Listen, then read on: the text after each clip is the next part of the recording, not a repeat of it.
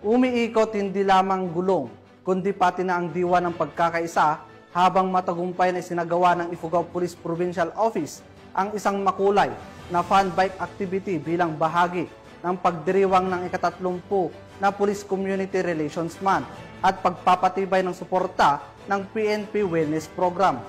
Yan ang balitang hatid ni Patrolwoman Charlene Rose Gumangan.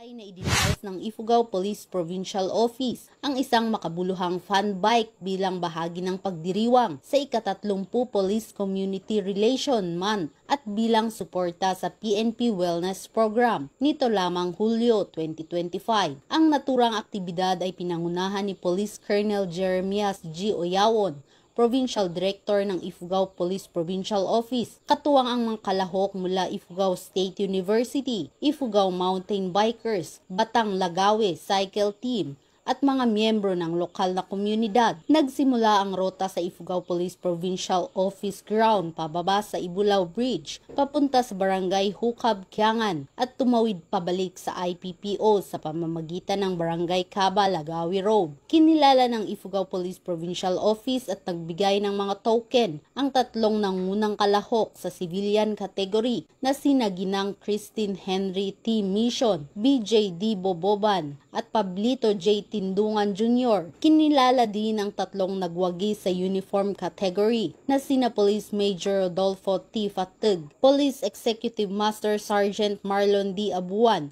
at si Police Major Miles S. Forayang.